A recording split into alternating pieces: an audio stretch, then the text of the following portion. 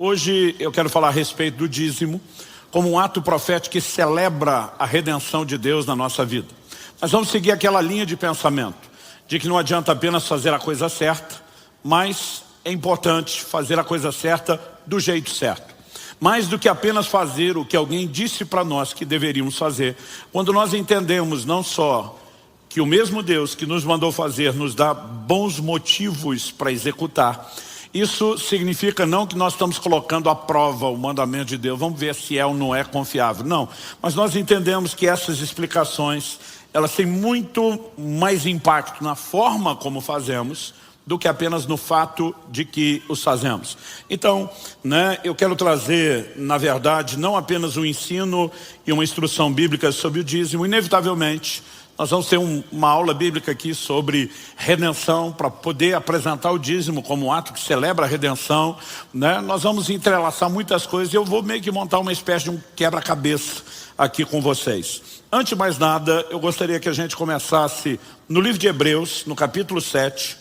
Se você puder, me acompanhe na leitura do verso 1 até o verso 10. Nós vamos ver um texto um pouquinho maior do que o habitual, para aquilo que nós chamamos de um texto inicial. Hebreus capítulo 7, de 1 a 10. O texto sagrado diz assim: porque este Melquisedeque, rei de Salém, sacerdote do Deus Altíssimo, foi ao encontro de Abraão quando este voltava da matança dos reis e o abençoou. Deixa eu fazer uma pausa, uma referência a Gênesis 14, quando Abraão vai resgatar seu sobrinho Ló, que foi levado como prisioneiro de guerra.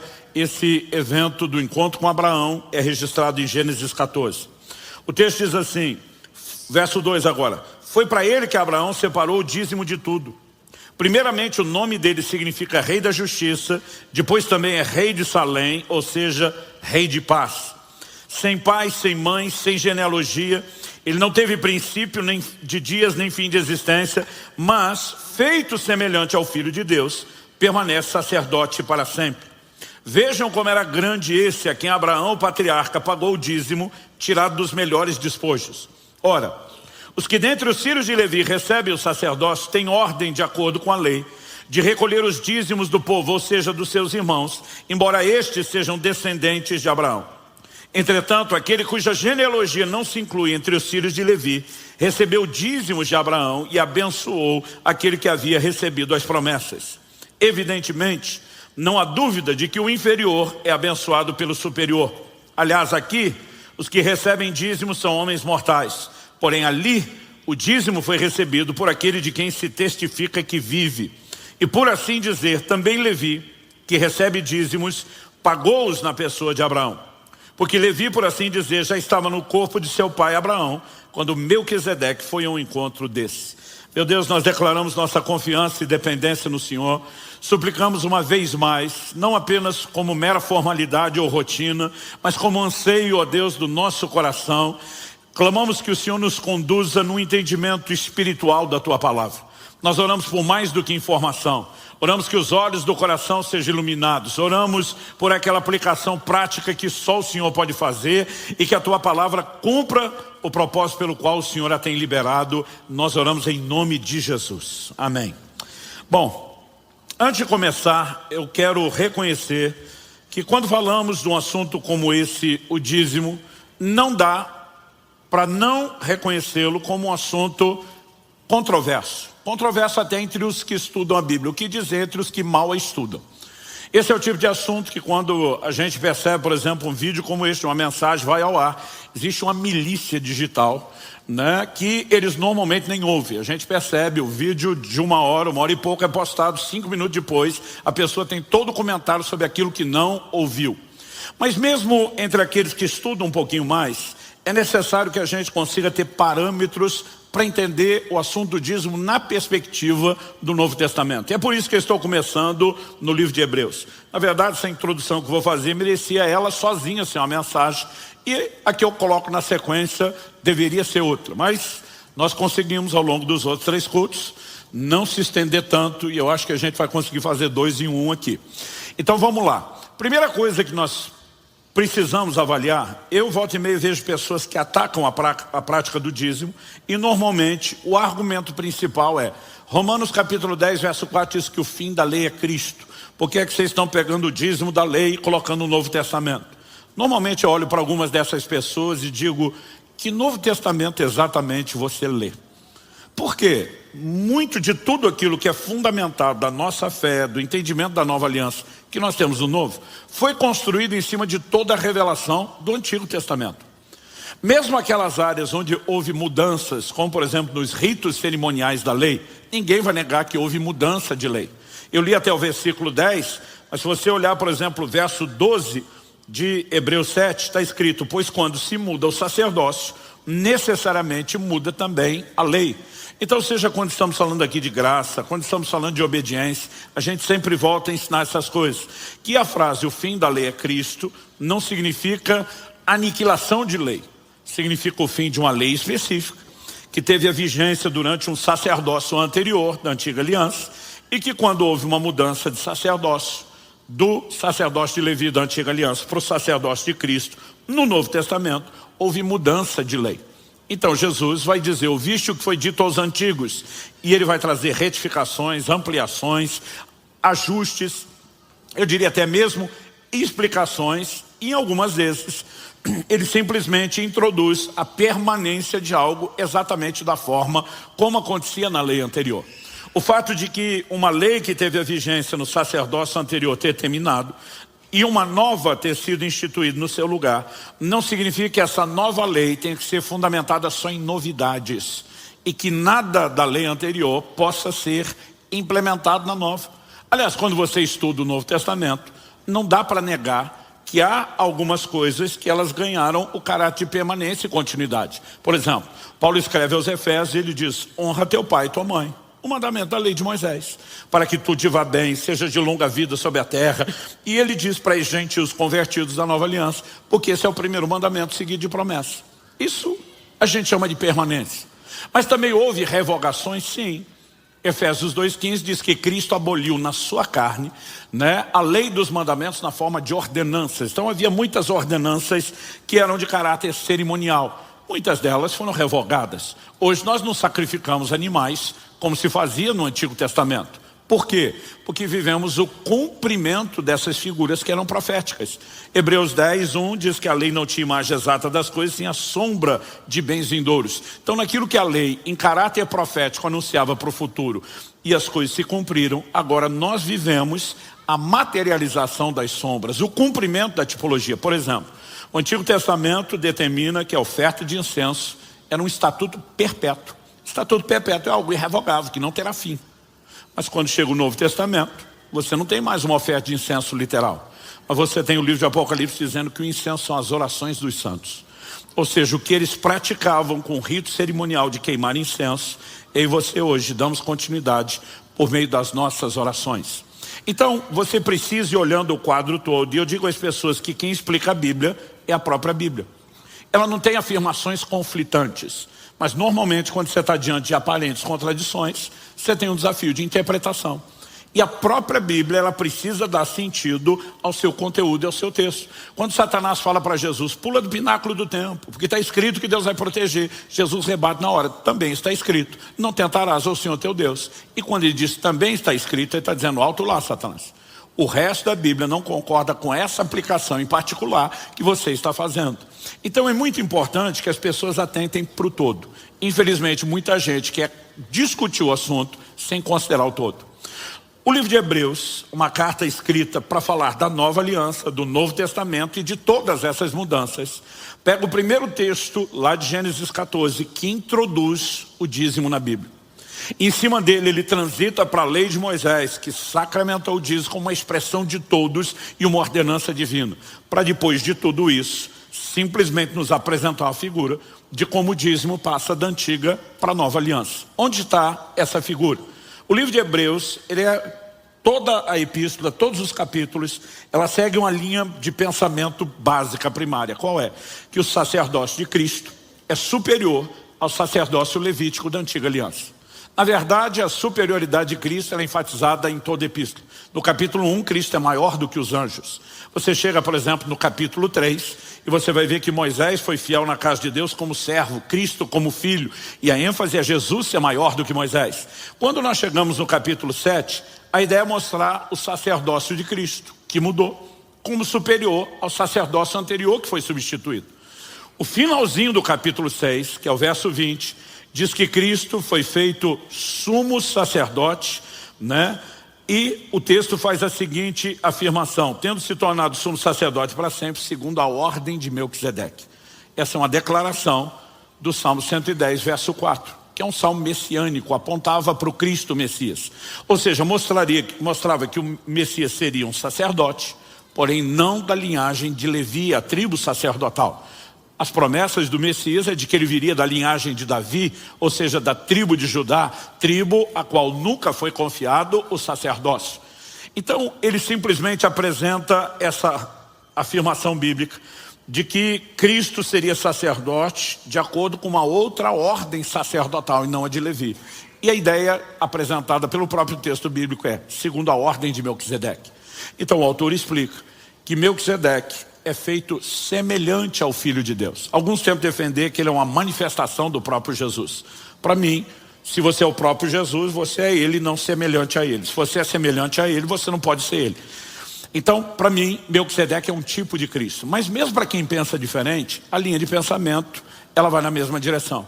Quando Abraão se curva diante de Melquisedeque, que figura Cristo, quando você lê Gênesis 14, não tem genealogia de Melquisedeque, não menciona dia de nascimento nem da morte, e a Bíblia pega isso como uma figura da pré-existência de Cristo, sem começo e nem fim de dias. Então ele é apresentado como uma figura de Cristo.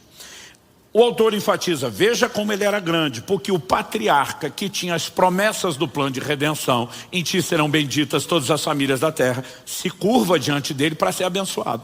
E o texto está dizendo que o superior, o maior, abençoa o inferior, o menor. Está dizendo, então o cara era maior que o patriarca Abraão. Mas ele diz, não foi só Abraão que se curvou diante dele. Nos versos 9 e 10, ele diz que Levi, e ele usa a expressão por assim dizer, que estava no corpo, ou as traduções mais literais dizem, nos lombos de Abraão, entregou os dízimos a Melquisedeque. O que é que nós temos aqui? Quem é Levi em relação a Abraão? Levi é o bisneto de Abraão. Abraão, no momento que encontra Melquisedeque, sequer era pai. Isaac, o filho da promessa, nasceria anos depois. Depois que Isaac nasceu, aos 60 anos de idade, apenas, ele vai gerar os gêmeos, Esaú e Jacó. Quando Jacó crescesse e casasse, por sua vez, teria vários filhos homens, mas um deles seria Levi. Portanto, Levi, filho de Jacó, que é filho de Isaac, que é filho de Abraão, era bisneto de Abraão. É lógico que quando Abraão está pagando os dízimos, e a Bíblia diz que ele estava nos seus lombos, não está dizendo que ele está escondido em algum lugar do corpo. Está falando que aquele que viria da sua descendência, da sua linhagem, estava pagando os dízimos. Se você pegar a lógica, então Judá também estava, todo mundo estava. Por que uma ênfase sobre Levi? Porque o texto está pegando a tipologia e está apresentando qual ideia. Chegaria um momento onde a tribo a quem seria confiado o sacerdócio da lei se curvaria diante do novo sacerdote, dizendo, você é maior do que eu, e agora os dízimos que nos foram dados são teus. Exatamente isso que significa o versículo 8. Aliás, aqui os que recebem dízimos são homens mortais. Aqui onde? Na referência de Gênesis e da lei de Moisés. Ele diz, ali, lá em Gênesis 14, aquele de quem se testifica que vive, é uma figura de Cristo. E normalmente eu falo para as pessoas que querem atacar o dízimo no Novo Testamento, eu digo, Hebreus pega a primeira menção de dízimo, a instituição do dízimo, e traz a figura do sacerdócio anterior se curvando e entregando os dízimos para o novo sacerdócio. Eu pergunto para eles, se isso não é a passagem dos dízimos da velha para a nova aliança, o que é? E a maioria emudece. Eles sequer tentam inventar uma explicação. Porque não há o que discutir diante de um texto como esse. Então assim, eu não tenho um pingo de dúvida de que o dízimo passa para a nova aliança. Como eu disse, nós temos vários critérios. Por exemplo, Jesus revogou algumas coisas com clareza. Você vai vê-lo no Sermão do Monte, dizer, ouviste o que foi dito aos antigos. Ame o seu próximo, odeie o inimigo. Odiar o inimigo não era uma permissão, era uma ordem. Fácil de obedecer, mas era uma ordem. Ele diz, eu porém vos digo, mudança de lei. Agora vocês amem os inimigos. Então ele revogou a ordem de odiar o inimigo. Ele diz, agora é para amar. Isso é revogação. Agora, a revogação, ela é clara. Não se estabelece revogação no silêncio ou supondo que há pouca informação. Então, primeira pergunta, Cristo ou os apóstolos, em algum momento falaram revogando o dízimo no Novo Testamento, como fizeram com vários assuntos? Nunca. Então pode descartar a revogação. Você tem coisas que passam da antiga para a nova aliança com uma ampliação. Jesus diz, ouviste o que foi dito aos antigos, não adulterarás. Ele diz, agora eu vou dizer uma coisa para vocês. Qualquer que olhar para uma mulher com intenção impura no coração já adulterou. Ele está dizendo, a ordem de não adulterar não vai ser descartada. Porque há determinados valores que eles simplesmente são transmitidos pela nova lei. Mas ele diz isso aqui agora vem ampliado. Diferente de honrar pai e mãe, que só passou direto e tem a permanência. O dízimo, ele foi ampliado? Não. Ele é só permanência? Eu quero te mostrar que não. Ele é uma figura simbólica, como a que eu falei da oferta de incenso? Também não. O dízimo entra numa categoria que nós chamamos de ajuste. O que houve em termos de ajuste? Não houve ajuste da prática. Houve um ajuste, um alinhamento do propósito. No Antigo Testamento, o dízimo foi dado para sustento de uma tribo sacerdotal, dos ministros de Deus. Então você vai ver Malaquias 3, Deus dizendo, trazei os dízimos à casa do tesouro para que haja mantimento na minha casa. Então normalmente a pessoa dizimava o produto da colheita, dos animais. Algumas coisas eram dadas em dinheiro, mas o grande volume da contribuição não era o dinheiro. Então eles traziam os alimentos, a tribo sacerdotal comia daquilo. No Novo Testamento, você vai ver a ideia de sustento dos ministros, mas nunca com a ideia da antiga aliança do dízimo. Porque de acordo com o texto de Hebreus 7, na nova aliança os dízimos são de Cristo, o sumo sacerdote. E os obreiros e os ministros de Cristo? Aí você tem uma instituição de salário, não vivem de uma contribuição percentual. E isso é muito importante que a gente defina. Então, o único ajuste que nós temos ligado ao dízimo e diz respeito ao propósito. Ele não é dos sacerdotes, ele é do sacerdote. Embora a Bíblia vá defender que os sacerdotes que ministram do altar devem comer do altar, ser sustentado do altar, é evidente que o dízimo não é deles, como foi dado na antiga aliança. Então, esse é o único ajuste. Não só Cristo não falou contra, como você vai perceber, em Mateus 23, 23, Jesus falando para os fariseus, vocês dão o dízimo do endro, da hortelã, do cominho. Os fariseus eram parte da seita mais severa do judaísmo. Eles eram muito dedicados ao cumprimento da lei. E Jesus está dizendo que o cara dava dízimo da horta de casa. Quando deu de hortelã, divide por 10. A palavra dízimo significa 10ª parte. Dá 10% para Deus. E o cominho, divide em 10, dá para Deus. Mas Jesus diz, mas vocês negligenciam a fé, a misericórdia, a justiça. Aí você vai vê-lo dizendo, essas coisas dá o dízimo, vocês tinham que fazer, sem negar essas. Esse é o único momento que você não vê Jesus dizendo que os fariseus estão fazendo algo errado, ou que eles estão fazendo a coisa certa do jeito errado. Mateus 6, Jesus confronta eles por causa das suas esmolas, jejum, oração e jejum. Não é que essas coisas eram erradas, mas Jesus fala que eles estavam fazendo a coisa certa do jeito errado. Não há um único momento onde você vai ver Jesus elogiando os fariseus ou dizendo que eles estão fazendo a coisa certa do jeito certo. O único momento que ele fala isso é na hora do dízimo.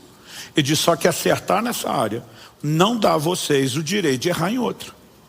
Quando Jesus diz, dai a César o que é de César e a Deus o que é de Deus, ele está dizendo assim como César tem uma fatia percentual dos seus ganhos, do seu orçamento, do seu rendimento, Deus também tem uma. Ou seja, assim como o imposto é proporcional aos ganhos, ele está dizendo que Deus tem uma fatia do seu ganho, que também é proporcional ao nível do seu rendimento. A única coisa que cabe dentro dessa lógica aplicada por Jesus é o dízimo.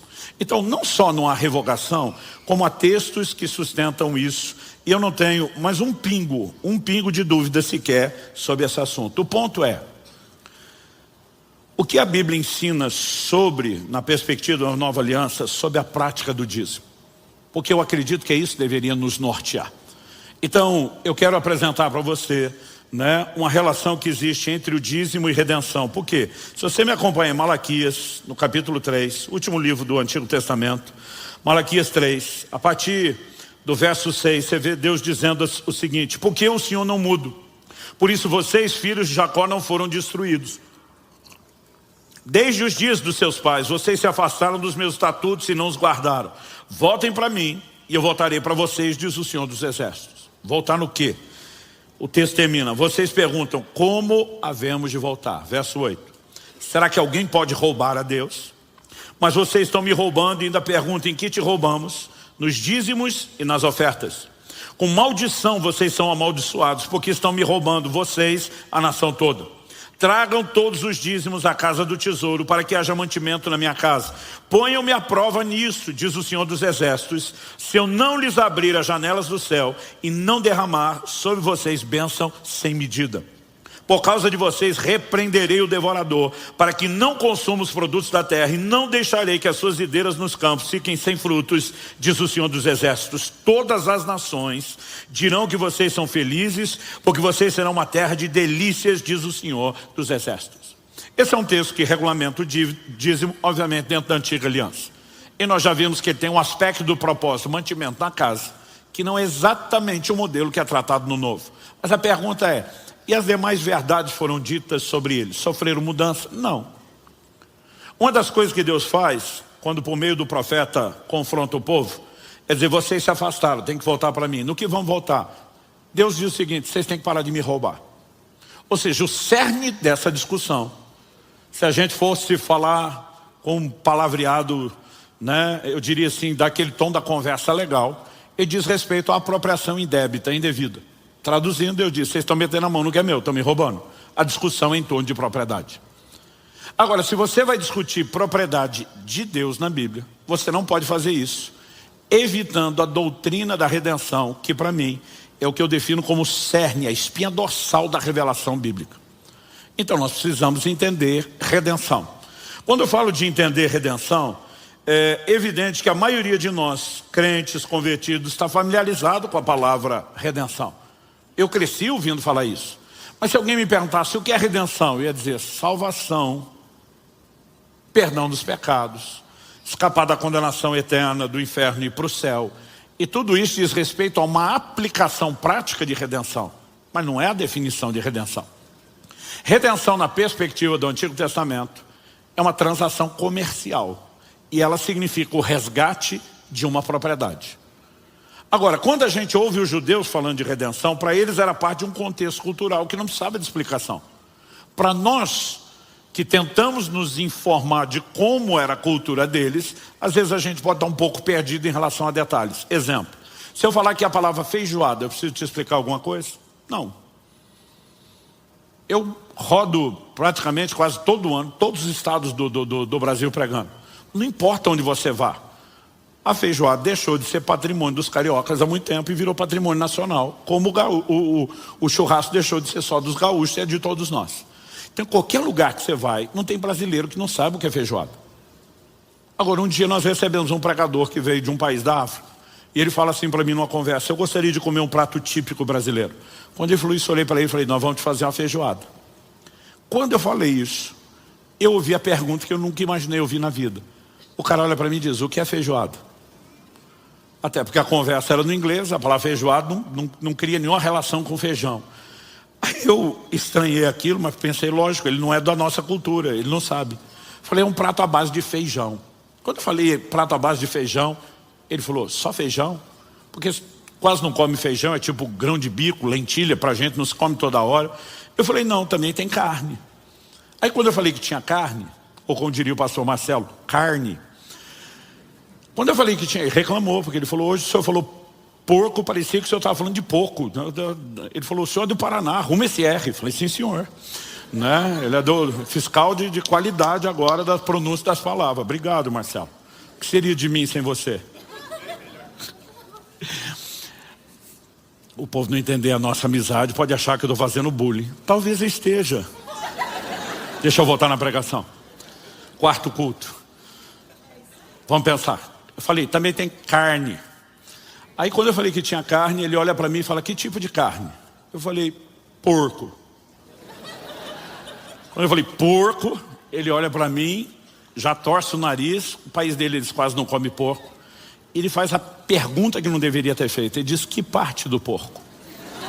Eu falei, então, é melhor você comer primeiro, depois eu te dou toda a receita. Ele olha para mim e diz, não, me instruíram a não confiar em você. Isso foi há muito tempo atrás, eu era bem moleque, aprontava muito com os amigos e a fama nos precedia. Aí eu falei, não, cara, você vai gostar, nós vamos fazer. Ele falou, eu não vou comer. Graças a Deus não mandei fazer só a feijoada, porque ele não tocou na feijoada. Ele olhava para mim e dizia, não como. E eu brinco que até hoje ele não sabe que ele perdeu o momento profético da visitação de Deus na vida dele. Ele não sabe a bênção que ele jogou fora. Mas aquilo me fez pensar. Falei, feijoada, entre nós do contexto cultural brasileiro, não precisa de explicação. Para o estrangeiro você explica e tem a sensação que não conseguiu explicar direito. Por que eu estou dizendo isso? Enquanto os judeus falavam de redenção entre eles, era a mesma coisa que a gente falar de feijoada. Quando nós os ouvimos falar de redenção, é quase como o pastor lá da África ouvindo a gente falar de feijoada. Então me permita gastar um tempinho e tentar trazer uma aula breve do que é redenção. Eu afirmei antes que é o resgate de uma propriedade, que é uma transação comercial, e eu quero te mostrar isso na Bíblia. Levítico 25 diz assim: se alguém do seu povo empobrecer e vender alguma parte das suas propriedades, então virá o seu resgatador, o seu parente, e resgatará o que esse irmão vendeu. Então nós temos aqui a ideia de o resgate de uma propriedade, que era a aplicação prática de redenção. O livro de Ruth, por exemplo, é uma história de redenção. Como Boaz se torna o resgatador dos bens da família de Noemi, né? Com a qual, obviamente, ele tinha parentesco, porque o texto está dizendo o seu irmão.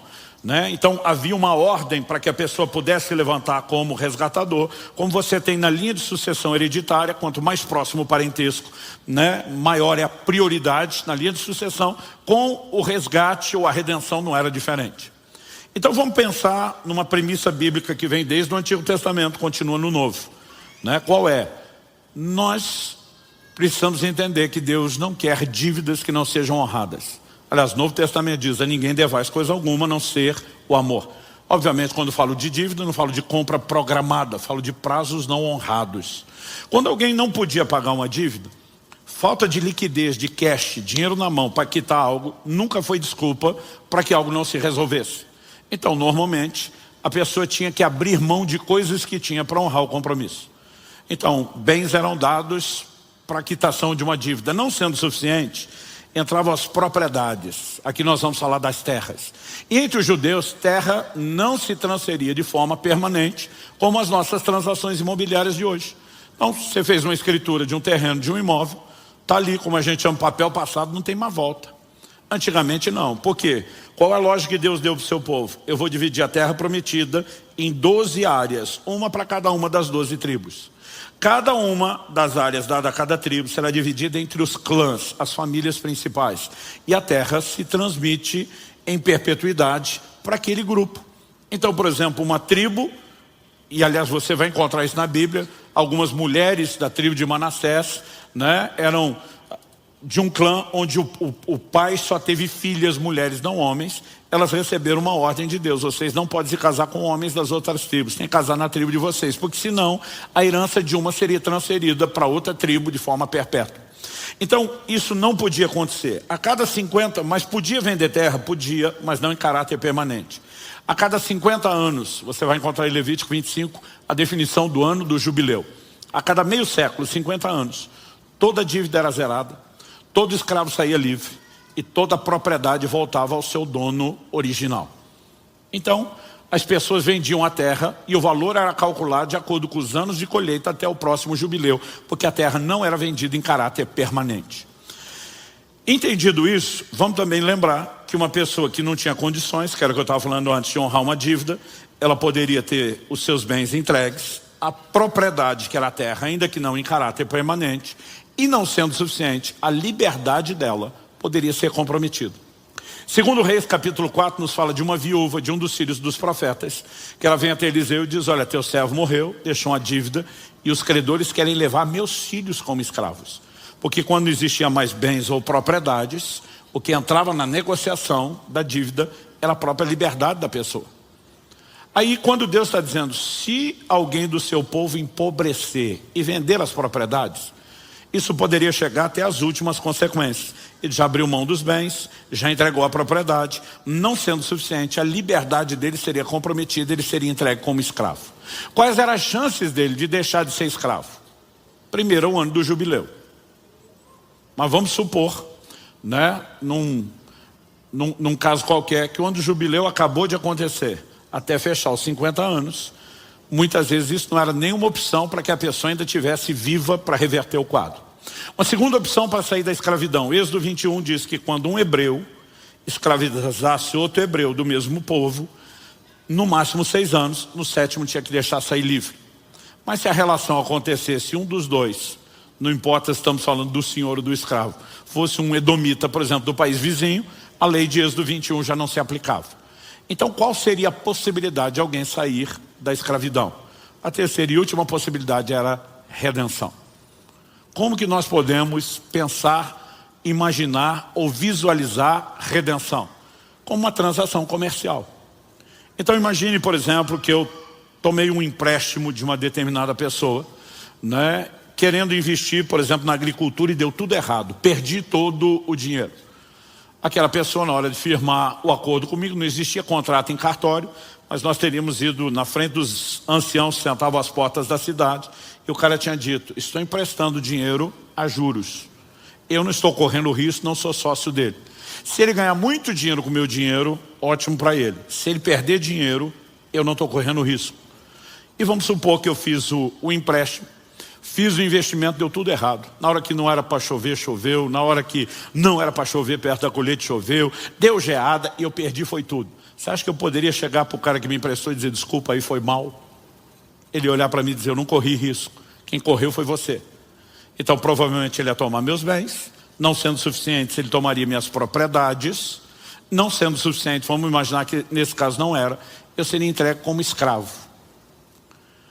O último jubileu foi no ano passado. Quer dizer que o próximo é daqui 49 anos. Eu estou com 51, daqui 49 anos ao 100, não faço mais questão nenhuma de ser livre, né? Chegando lá, vive com saúde, eu prefiro o camarada cuidando de mim até a morte, me dando de comer e garantindo minha subsistência. O jubileu não é uma opção. A minha relação com ele era estritamente comercial, mas um de nós não era um hebreu, e Êxodo 21, de sair livre no 7º ano, não se aplicava. O que é que me sobrou? A possibilidade de redenção. Como isso funcionaria? Se houvesse algum dos meus parentes que tivesse dinheiro e condição, e fosse movido de compaixão e misericórdia para me socorrer, esse parente poderia vir e dizer: eu vou pagar a dívida do Luciano. No momento que ele pagasse a dívida para o meu credor, o credor deixava de ser meu dono, porque a escravidão, ela dependia do vínculo da dívida. Então não seria mais escravo com a dívida paga. Não apenas isso, os meus bens e propriedades, quando falamos de bens, na época você tem que pensar que era boi, cavalo, jumento, camelo, né? E propriedade, as terras que foram dadas para indenizá-lo e não quitaram, elas sairiam do poder dele. Isso significa só que eu deixei de ser escravo? Não. Que o meu resgatador, que tinha que ser um parente, que estava pagando a dívida, ele estava me comprando. Imagina hoje alguém negocia com o banco uma dívida e diz: olha, aqui te dou um juros menor, e compra a dívida do outro. Você transferiu toda a responsabilidade. Essa pessoa estaria me comprando, e até o próximo jubileu, ele seria meu dono, e eu seria escravo dele. Mas passou a deixar de ser escravo de um para ser escravo do outro, não era trocar os 6 por meia dúzia? Não. Porque esse que me comprou, não me comprou para me tratar como escravo. O preço que ele estava pagando não valia a pena. Ele poderia comprar mais e melhores escravos com bem menos dinheiro. Normalmente ele fazia isso como um parente, para usar de misericórdia, e não me trataria debaixo de uma servidão pesada como a que eu estava. A menos que fosse a sogra lhe comprando para ser de contas, né? Você imagina que dentro dessa ideia de tratar como família, a ideia, né, seria obviamente um tratamento mais ameno. Esse era o desenho de redenção. Era uma transação comercial. Quando Efésios 1:7 fala que nele, em Cristo, nós temos a redenção pelo seu sangue, qual é a ideia? Deus pega exatamente o exemplo que todo mundo conhece. É como se ele fosse dar o exemplo da feijoada. Pega aquilo que todo mundo conhece e diz: eu quero que vocês entendam o que é que Jesus veio fazer. Gente, Cristo veio pagar uma dívida. Colossenses capítulo 2, verso 14 diz que o escrito de dívida que havia contra nós nas suas ordenanças e nos era contrário, ele removeu do nosso meio e cravou na cruz. Por que ele veio pagar a dívida? Porque eu e você não poderíamos pagar. A dívida era tão alta que nos levou à escravidão. Qual escravidão? A do pecado. Segunda de Pedro 2,19 diz: quem é vencido em algo se torna escravo daquele que o vence. Quando o homem cede não só ao pecado e à tentação, mas ao tentador, que é Satanás, ele se torna escravo de Satanás. E o ponto é, algum de nós poderia sair dessa condição? Não. O Salmo 49 diz assim nos versos 7 e 8: ao irmão verdadeiramente ninguém o pode remir, nem dar por ele a Deus o seu resgate. O que é essa ideia de dar o resgate? O texto continua e diz: pois a redenção da alma deles é caríssima e cessaria a tentativa para sempre. Então ninguém podia redimir o irmão que entrou nessa condição de escravidão. Nós precisávamos de um Redentor. É aí que você vai entender o mistério da encarnação de Cristo dentro do plano Redentor. Porque Deus, na pessoa de Jesus, precisou se fazer homem. Porque só um parente com consanguinidade poderia se levantar como resgatador. E como não havia ninguém no nosso meio, porque cada um de nós nasceu debaixo da mesma dívida e da mesma escravidão, Deus diz: eu preciso enviar o resgatador. Então Cristo se torna homem e diz: eu vou pagar essa conta.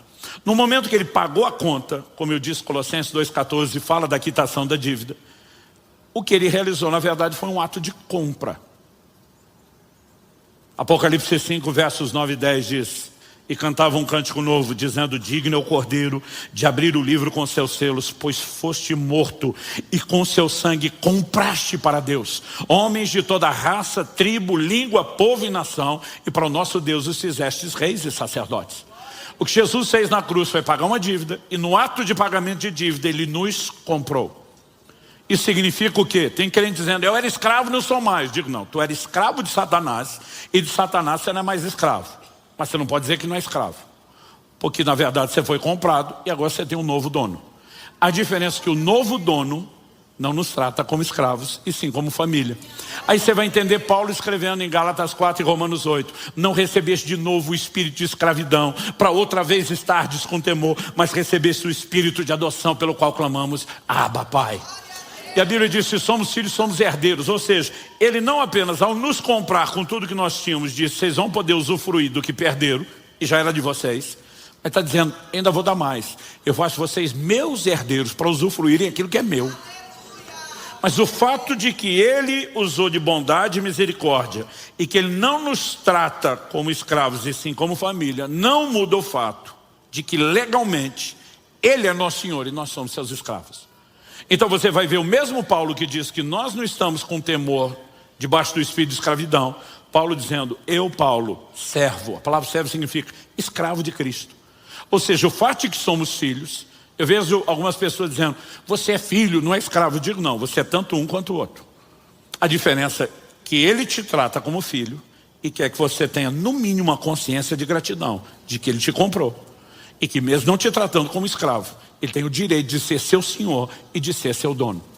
Então, se você entende o que é redenção, você tem que entender a consequência. Qual a consequência ou o resultado? Deus é o nosso dono. Ele nos comprou, ele é dono por direito. Quem está entendendo, diga amém. Então você olha para 1 de Pedro, por exemplo, capítulo 2, verso 9.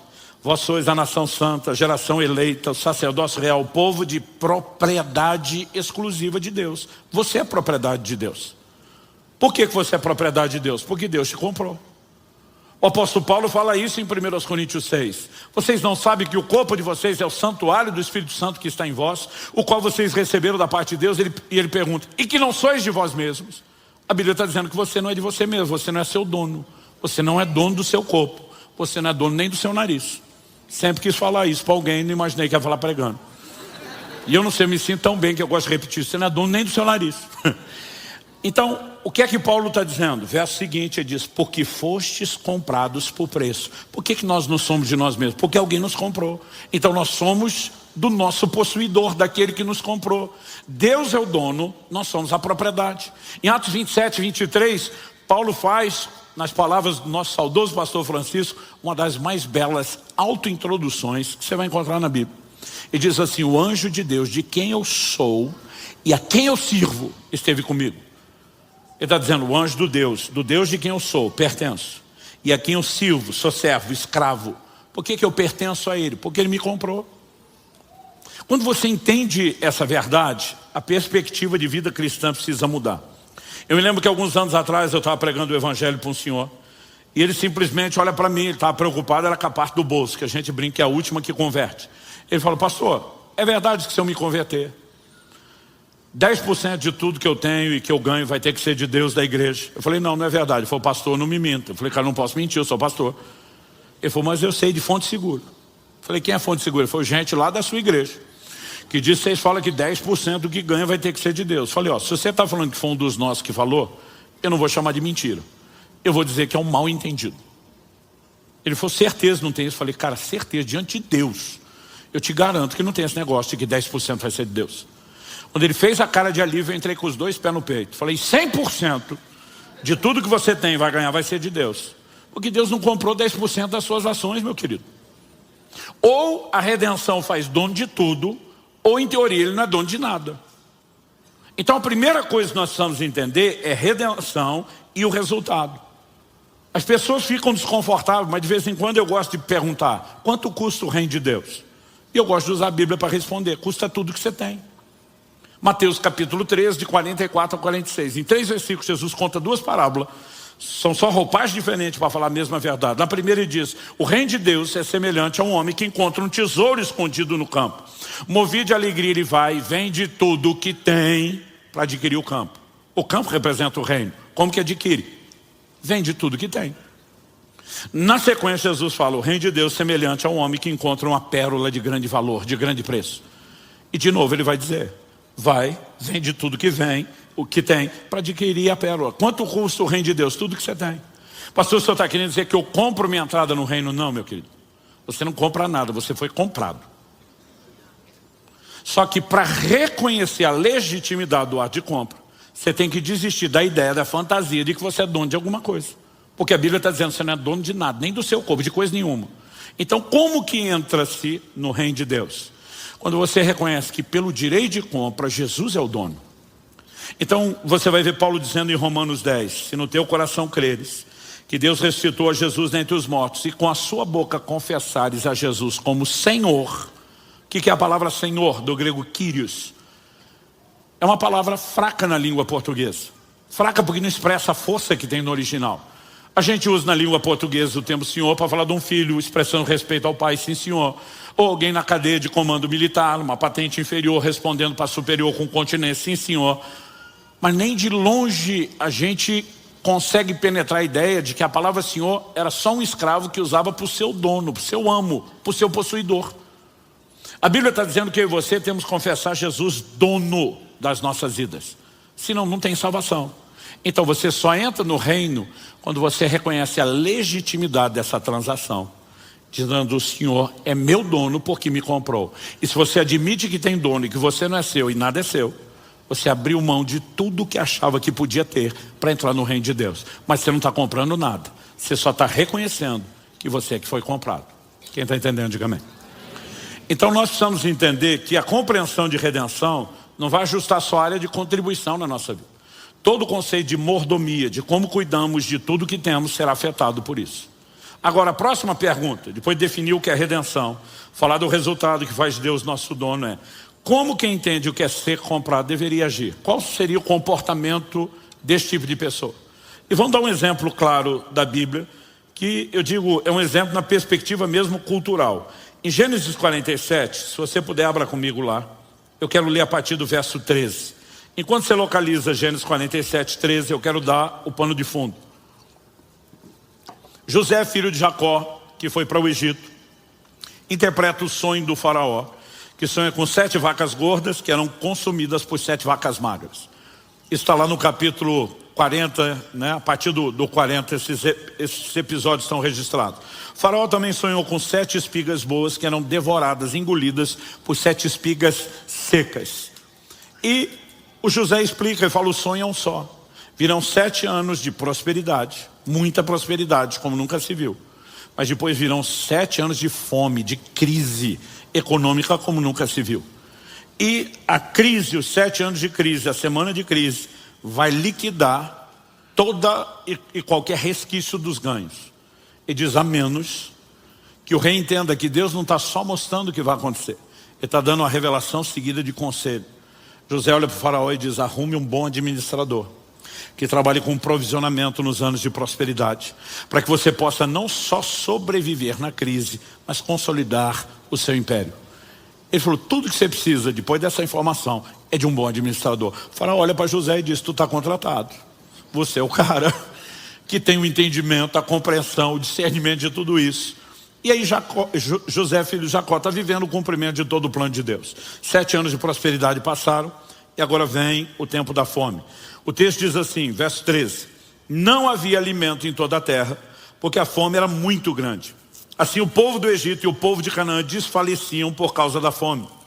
Então José arrecadou todo o dinheiro, observe a frase, todo o dinheiro que havia na terra do Egito e na terra de Canaã, pelo cereal que comprava, e o recolheu à casa de Faraó.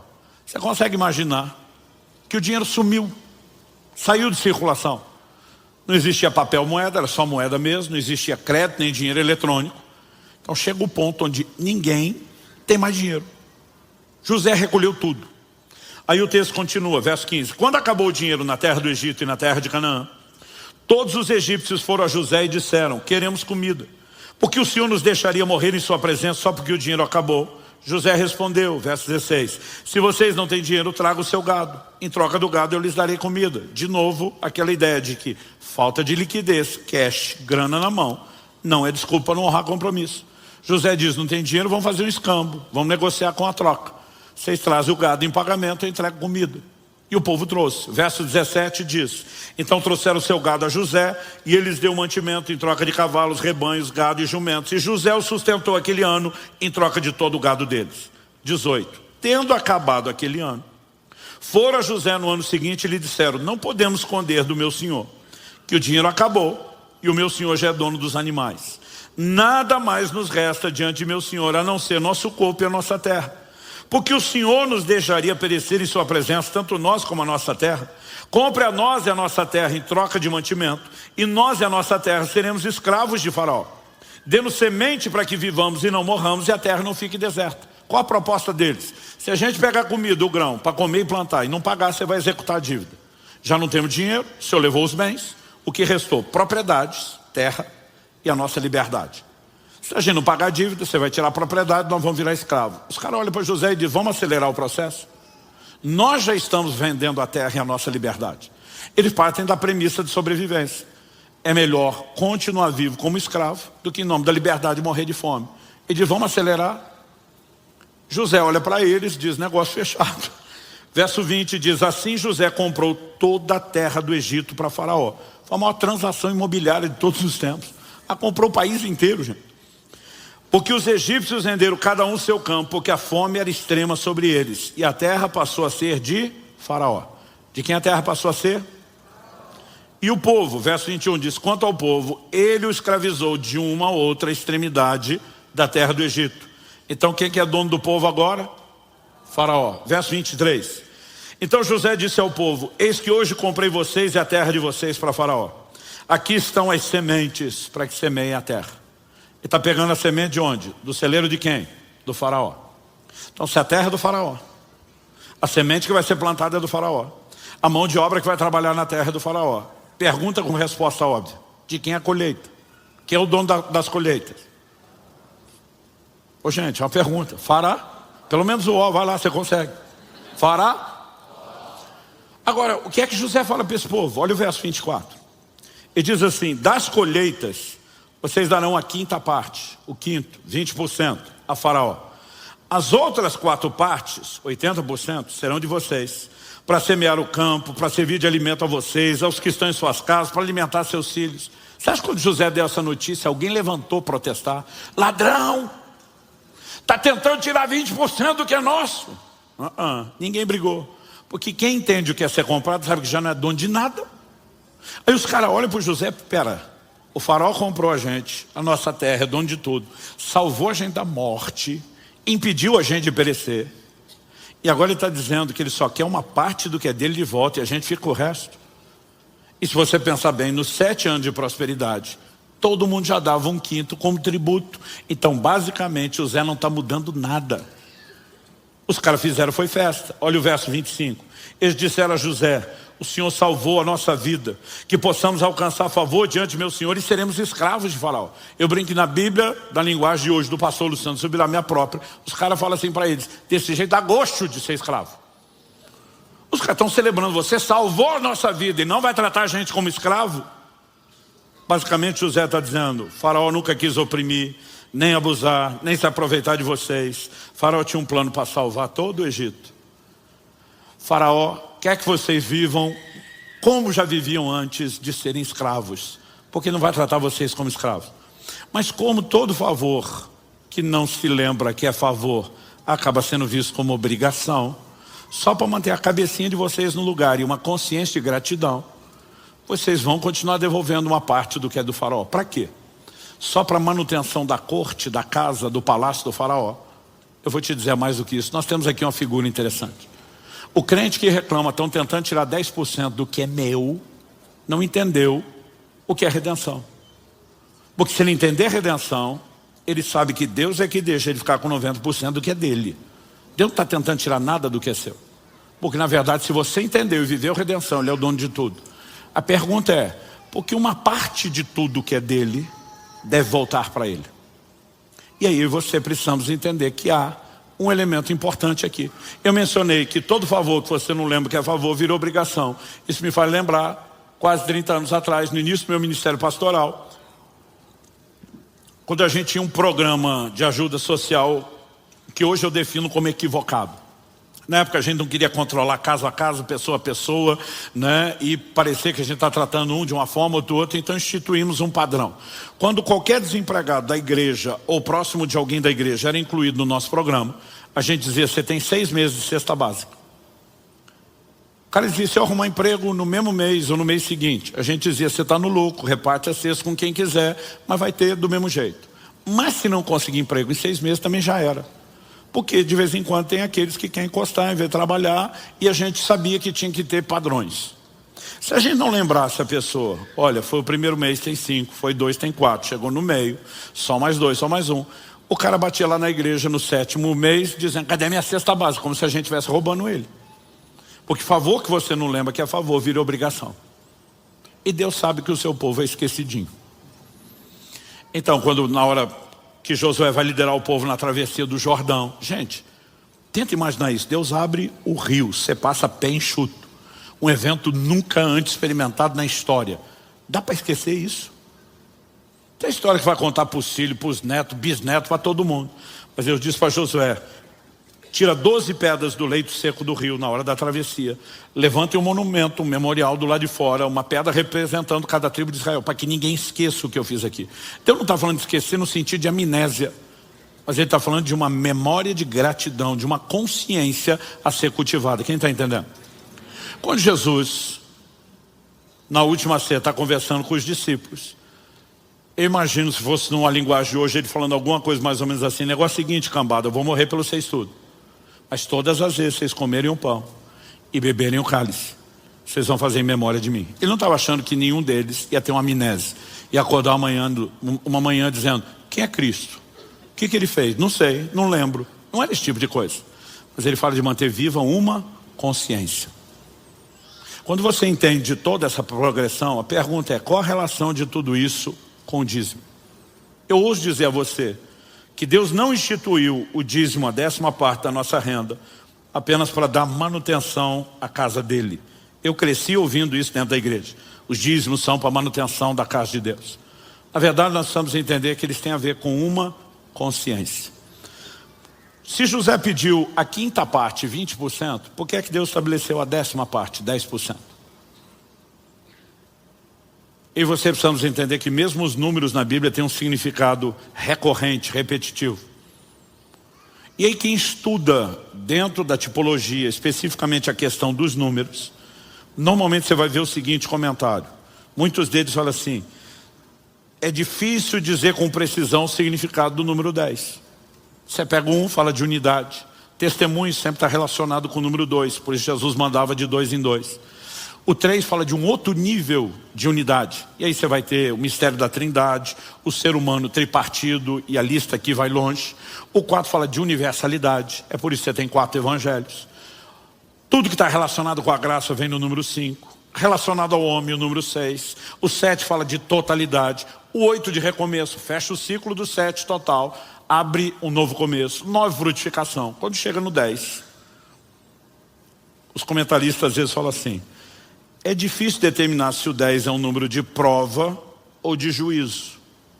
Porque a indecisão, eles dizem, Deus deu 10 mandamentos para provar o seu povo, mas Deus deu 10 pragas para julgar os egípcios.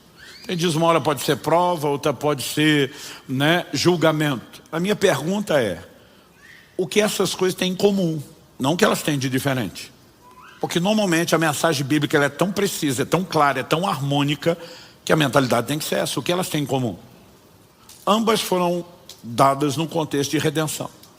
A saída de Israel do Egito é a maior figura de redenção que você vai encontrar no Antigo Testamento. Todo mundo estava debaixo da tirania de um senhor que os escravizava, Faraó, que representa a escravidão que eu e você vivíamos debaixo da autoridade de Satanás. Deus tira o povo da escravidão quando? Na noite, Êxodo 12, em que o primeiro cordeiro de Páscoa foi imolado. Qual o paralelo disso? Paulo escreveu aos Coríntios e diz, Cristo é o nosso cordeiro pascal. Cristo está para nós como o cordeiro da Páscoa estava para eles. Eles tinham que pegar o sangue daquele cordeiro imolado e colocar nos umbrais das portas. Isso não fala só da aplicação de fé, de tomar posse de algo pela fé, mas fala de um anúncio de redenção.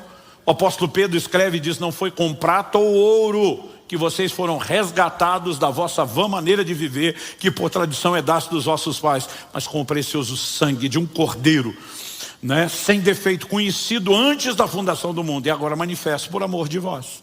O sangue era a moeda de transação dessa redenção. Então Deus disse, vocês vão pegar o sangue e vão colocar no umbral das portas. Porque o sangue tem o poder de proteger uma casa? Não. Se não tinha gente usando sangue de animal até hoje.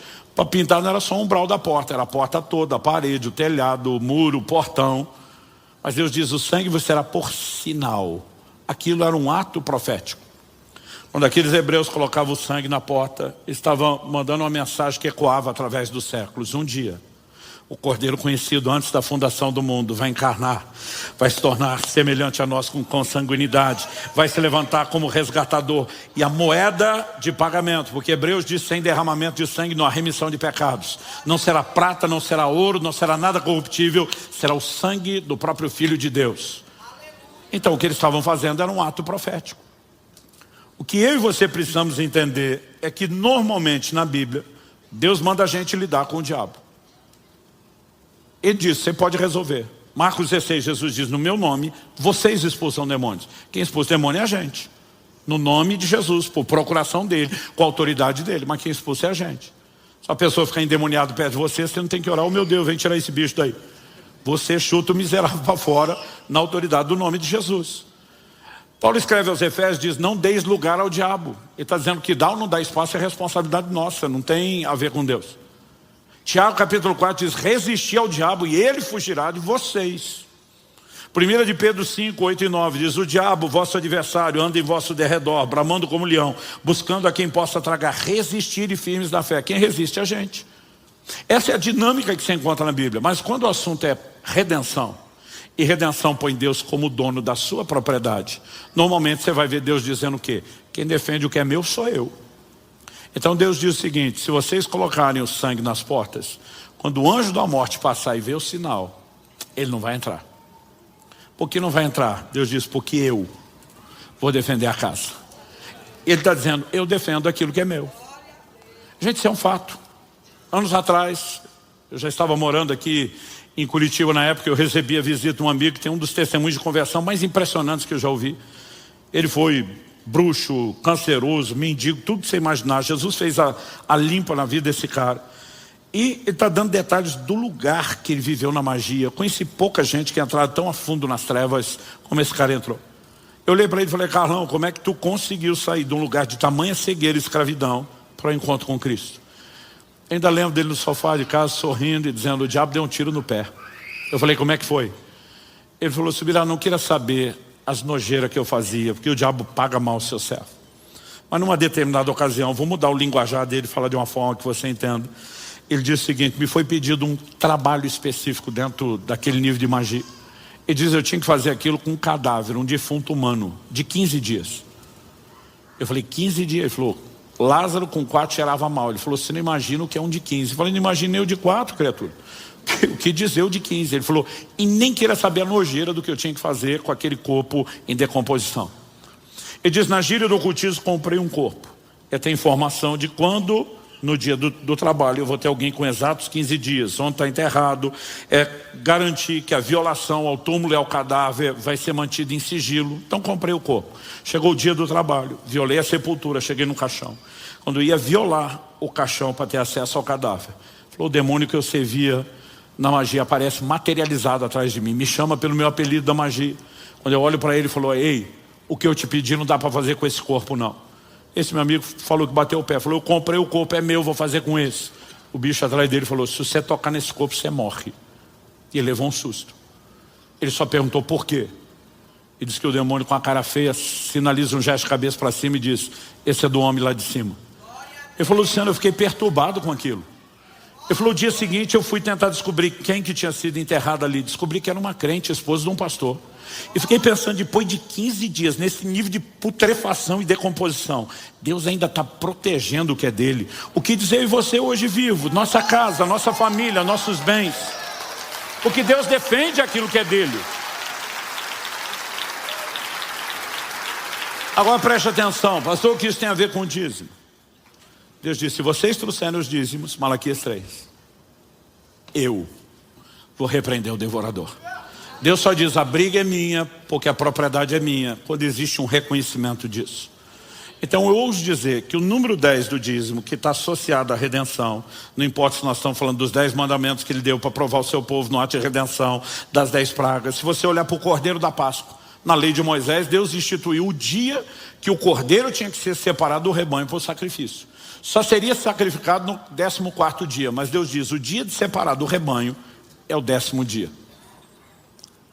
Era o dia 10 do mês de Abib, que para eles cai mais ou menos perto do nosso abril, mas para eles é como se fosse janeiro, o primeiro mês do ano.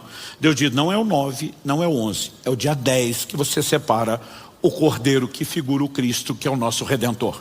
Porque o 10 é o número de redenção. Então Deus pega uma cota, que simboliza o número de redenção, pede um comportamento que o leva a agir só como quando ele age com redenção. Isso me faz entender o quê? Quando Paulo diz que você não é dono do próprio corpo, e diz porque foste comprado, ele termina dizendo, glorifiquem portanto a Deus com o corpo de vocês. Glorificar a Deus com o corpo não é meramente a dança no louvor e adoração. O reconhecimento de que o corpo tem um dono. A consciência de mordomia, de gerência, de cuidar bem do que é de Deus, para honrá-lo pelo ato de compra, nos leva a glorificá-lo. Se isso vale com o corpo, vale com a forma como você cuida da sua casa, vale a respeito da maneira como você cuida dos bens, quando nós temos a consciência de que ele é o dono. Quando você junta todas essas coisas, eu ouso dizer que o dízimo, ele tem algo parecido com a ceia do Senhor. Qual o propósito de comermos o pão e bebemos o cálice? Recordar a redenção, manter viva a consciência da redenção. Qual foi a primeira vez que o dízimo aparece na Bíblia? No texto citado em Hebreus, Gênesis 14. Que vai ser usado como uma figura da passagem dele para a nova aliança. Melquisedeque é a figura de Cristo. Vem ao encontro de Abraão trazendo o quê? Pão e vinho. É a primeira vez que você tem a menção do dízimo, é a primeira vez que você tem os elementos da ceia. Porque ambos servem ao mesmo propósito, manter e preservar uma consciência de gratidão pela redenção. Enquanto meus filhos cresciam, eram pequenos, quando chegava o dia de entregar o dízimo, normalmente fazíamos isso no primeiro domingo do mês, que era o domingo da ceia. Aliás, muita gente perguntou, pastor, porque ao longo dos anos a gente ceava, né, junto com o momento da entrega dos dízimos. Depois, pelo volume, quantidade de pessoas, a gente teve que reformular. Mas quem está aqui há mais tempo lembra que a gente fazia as duas coisas ao mesmo tempo. E a gente dizia, porque as duas figuras se mesclam em relação ao seu significado. Então quando chegava o dia, normalmente eu dobrava os meus joelhos junto com os meus filhos, toda a família reunida, segurando o mesmo envelope. A gente pegava aquele envelope com o dízimo e a nossa oração era, Jesus, nós reconhecemos que o Senhor é o nosso Senhor, é dono de 10% do que nós temos. O Senhor é dono de tudo que nós somos, de tudo que nós temos. Esses 10% nós vamos te entregar agora. É só uma pequena parte do que é seu que volta para preservar uma consciência de que o Senhor comprou todo o restante. Então, enquanto te exaltamos e te dizemos muito obrigado pelo que o Senhor fez, nós também te pedimos sabedoria para administrar os outros 90, não como se fosse nosso, mas como sendo seus. E sabe o que eu comecei a perceber? Que quando Deus diz, me prova nisso, traz o dízimo para ver se eu não abro as janelas dos céus. Existe bênção sobrenatural sobre a vida do dizimista. Mas isso não significa, e Deus está dizendo, me põe à prova. Em tudo o resto eu disse, só me obedeça, não questiona. Nisso ele diz, me põe à prova e vê se não funciona. Então, ao que você precisamos entender que o dízimo não é uma forma de aumentar o nosso patrimônio. Porque se a gente tem a consciência que é tudo de Deus, não nosso, o que multiplica não é o nosso patrimônio. É o patrimônio dele, sob a nossa gerência e mordomia. Então o dízimo está mais além de expressar e celebrar a redenção, a bênção que vem dele, ou a ausência de bênção que provém da não fidelidade nele, está muito mais para um teste de fidelidade. Jesus disse que quem é fiel no pouco, vai ser fiel no muito. Mas quem é fiel no pouco, vai ser fiel no muito. Aí de vez em quando o crente me fala, não pastor, não estou dizimando porque eu ganho pouco. Quando eu ganhar mais, eu vou dizimar. Eu falo na cara dura, eu digo mentira. E tem um que se ofende, está me chamando de mentiroso, eu falo de mentiroso e de mentido. Porque ao mesmo tempo que você mente, você é um enganado. Quem não dá R$1 de 10, não vai dar 10 de 100, não vai dar 100 de 1000, não vai dar 1000 de 10 mil, não vai dar 10 mil de 100 mil, não vai dar 100 mil de 1 milhão, não vai dar 1 milhão de 10 milhões. Agora, a Bíblia diz que quem é fiel no pouco será sobre o muito. Porque a fidelidade no pouco nos promove para o muito. Como? Não é Deus multiplicando o seu patrimônio. É Deus aumentando ou ampliando a sua mordomia, porque pode confiar em você. Nós precisamos entender isso. Algumas vezes a nossa dinâmica em lidar com Deus nesse assunto, ela é um tanto quanto controversa. Imagina que você tem um negócio aqui na República Argentina, avenida aqui na frente da igreja, que no bairro é um excelente ponto comercial. Imagina que você tem um ponto de venda, e num canto da loja você tem o caixa que trabalha na venda varejo. E no outro canto da loja você tem o caixa que trabalha com a venda por atacado. Aqui o que você tem é venda no CNPJ, distribuição, né? O ganho proporcionalmente é menor, mas o volume de venda é muito maior e o fluxo do dinheiro do seu negócio está aqui. Esses dois funcionários estão trabalhando e o que eles acham que tem no meio deles aqui é só uma lâmpada. Mal sabem eles a tecnologia que tem ali.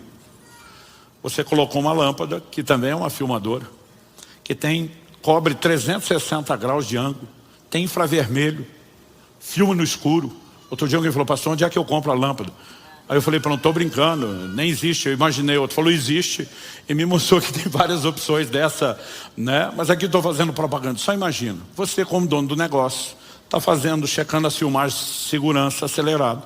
E você descobre que o caixa, que trabalha na venda do varejo, todo dia tira um pouco do dinheiro, sem saber que está sendo filmado, bota no bolso e desvia. Ele não fez isso uma, não fez duas, não fez três, está fazendo todo dia. Você checou e conferiu, todo dia ele está fazendo isso. O que você faria? Eu vou te dizer o que eu, como empresário, faria. Botaria ele no olho da rua, por justa causa. Mas isso eu que sou ruim. Você não, porque você é bom. Você olhar e dizer, imagina, ele só deve estar fazendo isso porque ele está precisando. Ele deve ter alguma necessidade. Então você diz, não vou mexer, deixa ele resolver o problema dele. Mas ele não para de te roubar, todo dia ele continua roubando. Aí chega um dia você pensa, a necessidade dele deve ser muito grande. Porque me rouba todo dia e não resolve o problema. E você vê que ele ainda insiste, você pensa, não, ele nunca vai resolver o problema dele aqui nesse caixa, que passa menos dinheiro. Você diz, eu vou promovê-lo para o caixa do atacado, porque aqui corre a grana alta, aqui sim ele vai resolver o seu problema. Você se imagina como empresário fazendo, com perdão da palavra, essa estupidez? É lógico que não. Agora a pergunta é, por que você acha que Deus vai fazer? Imagina uns crentes chorando no pé do altar, dizendo, oh Deus.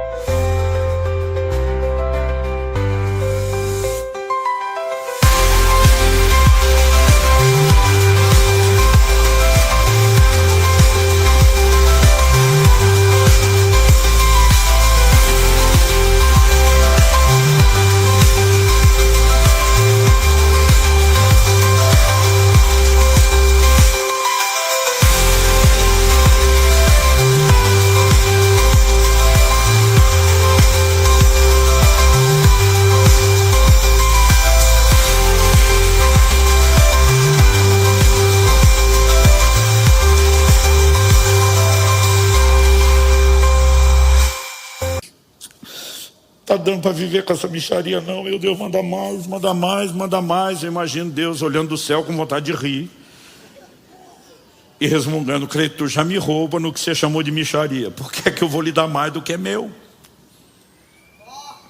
A palavra de Deus diz que Deus vai tirar da conta do ímpio para depositar na conta do justo. Então me ouça com atenção: haverá no tempo do fim uma grande movimentação e transferência de riqueza, mas não vai ser na conta de qualquer justo. Deus está treinando, preparando e forjando mordomos fiéis, a que Ele possa confiar recursos que vão financiar a maior colheita de almas de todos os tempos. Então Deus está procurando os bons mordomos a quem Ele possa ampliar a mordomia. A bênção do dízimo não é a multiplicação do seu patrimônio, é o aumento do patrimônio de Deus confiado aos seus cuidados. Se a gente não tiver a visão correta, nós não vamos a lugar nenhum em relação a isso. Para terminar, acho que ainda tem uns minutinhos. Quando nós começamos a comunidade Alcance aqui em Curitiba, primeiro mês, que foi julho de 2005, a gente só reuniu na casa dos pastores Marciano e Adriano, lá na garagem da casa deles. Mas no primeiro domingo de agosto, apesar da igreja existir oficialmente antes dos cultos, das celebrações públicas, a gente teve a primeira reunião no prédio lá da Mato Grosso, da Água Verde. Na época a gente nem tinha alugado o salão, nós alugamos só o prédio do lado, que depois virou para o Ministério Infantil. E eu lembro que nós tivemos 53 pessoas no primeiro culto, então a sala não era muito grande. Então logo a gente deu início, eu combinei com o pastor almoçar com ele no dia seguinte, a segunda-feira, até porque ele tinha culto domingo, não podia estar conosco. Esse pastor já estava há mais de 30 anos servindo a Deus na cidade. Eu falei para ele: amigão, você é um dos anciãos que se senta às portas da cidade. Para mim seria muito importante, significativo, se você pudesse conhecer o nosso prédio, orar conosco, nos abençoar nesse início de igreja na cidade. Ele hoje está com o senhor, mas nos abençoou muito aqui na casa, o pastor Miguel Piper. Então, na segunda-feira nós almoçamos juntos, eu e a Kelly, ele e a Terry, a esposa. E depois do almoço fomos para a igreja, mostrei as instalações. Falei: ó, estamos de olho no barracão do lado, a hora que não couber aqui, né, já tem uma pré-negociação para a gente ficar com os 2 prédios. Ore conosco. E depois desse momento, que para mim era muito significativo para o reino espiritual, quando nós saímos da igreja, Kelly percebeu antes de mim, porque era o lado que ela ia entrar do passageiro, eu estava dirigindo. Alguém tinha arrombado a janela do nosso carro, e não só quebrou o vidro, mas quebrou o vidro para levar o CD player, e o porta-mala estava aberto. A única coisa que a gente percebeu que sumiu, não era manual de carro, nada disso, era o que minha esposa na época chamava de disqueteira. Era uma bolsa que tinha com todos os CDs nossos de louvor e adoração, que a gente tocava ali. Na época essa mídia física era cara, você comprava um CD de cada vez, não tinha essa facilidade do streaming. E eu não sabia o que doía mais. Eu pensava, quanto custava o CD player? Eu pensava nos CDs que nós perdemos, mas eu pensava no vidro. Meu carro era um carro mais velho, mas era um carro importado. Eu pensava: não vai ter vídeo de reposição, eu vou ter que achar isso em ferro velho, vai dar trabalho, vai custar dinheiro. E a primeira coisa que me deu foi o desgosto de olhar e imaginar toda aquela cena. Mas de repente, no meio daquele desgosto inicial, eu lembrei, falei: peraí, nada disso é meu, é tudo de Deus. E a hora que eu lembrei, eu olhei para cima e falei para Deus em voz alta: você ouviu o que fizeram com o seu carro? Falei para ele: eu não sei o que é que o senhor vai fazer a respeito, porque o senhor é o dono, é o senhor, é você que decide. Mas se fosse eu, ia para cima dos miseráveis, acabava com a raça deles.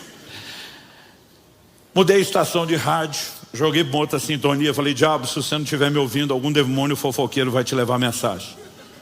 Eu falei: eu quase joguei o seu jogo, eu estava começando a me entristecer e me desgostar com isso, porque por um instante você quase me levou a acreditar que esse carro era meu, mas não é. Eu sei que não é, você sabe que não é. E você sabe quem é o dono. Você sabe com quem que você se meteu. Na boa, eu acho que tu tá lascado. Eu não sei o que o dono vai fazer, porque é ele que decide. Se fosse eu, ia para cima de tu, miserável. Eu acho que ele vai. Se tem alguém aqui que vai ficar no prejuízo, não sou eu, é você. Eu falei para ele: vou aguardar ansiosamente os próximos dias para rir na sua cara, miserável. Fomos dali, passamos direto na escola, pegar os filhos na escola. Israel ainda um toquinho de gente. Quando ele perguntou: o que é esses vidros no chão, né? E quando a gente contou o que aconteceu, a primeira pergunta dele: pai, nós fizemos alguma coisa errada? Eu falei: filho, nós não fizemos nada de errado. e nós vamos fazer festa daqui uns dias. Fica de olho nisso. Isso aqui é uma grande lição para nós. Uma semana depois, na outra segunda-feira, telefone toca, era a época do finado telefone fixo. Telefone toca, eu atendo. Quando atendo o telefone, do outro lado uma voz pergunta: é da casa do pastor Luciano Subirá? Eu falei: é. Ele está? Eu falei: ele mesmo. Eu estou me perguntando como é que esse cara tem meu telefone, porque eu mudei para a cidade faz poucos meses. O telefone não estava no meu nome e nem divulgado na lista. Agora os mais novos vão ficar se perguntando o que é lista. Essa é uma experiência cultural fantástica. Google aí, lista telefônica. Para ver se acha mais do que uma foto, quem sabe um vídeo para entender o que nós estamos falando. Eu pensei: como é que ele tem meu número? Aí o cara pergunta do outro lado e diz assim: roubaram CDs seus, não roubaram? Falei: roubaram. Falei: como é que você sabe disso? Não fiz queixa, não fiz BO, não falei para quase ninguém.